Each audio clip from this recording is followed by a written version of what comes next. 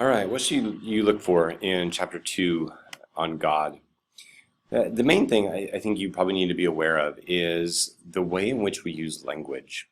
I don't think that we perhaps think enough about how important and helpful language is to communicating difficult themes or realities or emotions, but also the limits of language. Sometimes I use the metaphor that if you've ever told somebody that you love them, if you ever when you ever propose marriage or whatnot, like you have to use language to your benefit. You have to try to find ways to convey thoughts and feelings that are nearly difficult to convey. And theologians have long struggled to convey realities of God because in many ways God is beyond the way in which our language is limited. And so we have to use metaphors, we have to use analogies that are necessary, but they will always fall short. So you're probably familiar with the 23rd Psalm, which says, "The Lord is my shepherd, I shall not be in want. He makes me lie down in green pastures. He leads me beside still waters. He restores my soul." I could go on quoting that, but that is strictly a metaphor.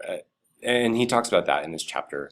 So notice the way in which language helps us convey ideas and realities, but the way in which language is also limited because God is not a shepherd. God is God.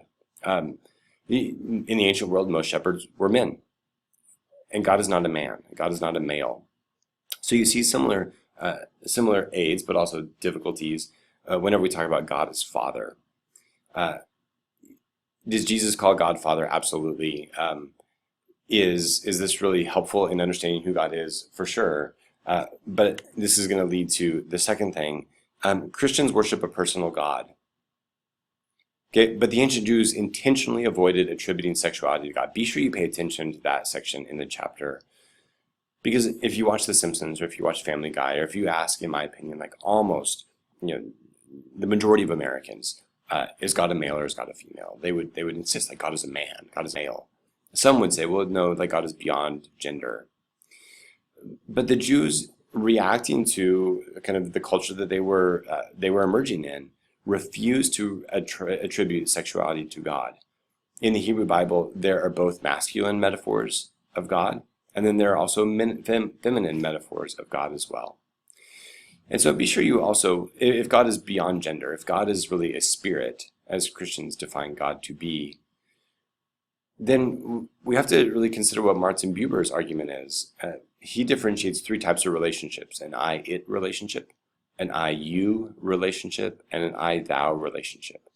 My computer that I'm recording this on is an it. It's an object, and I have an object-subject relationship with it.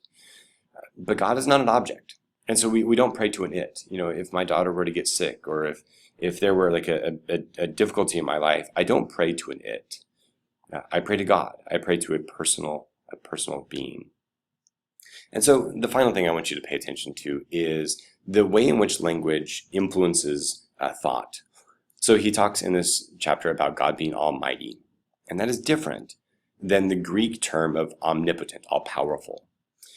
Because throughout the last couple of pages of this chapter, and in other words, throughout like the vast majority of Christian history, theologians have referred to God limiting God's self, that God places limits upon God's self, so that humans can be free, so that creation can evolve in such a manner.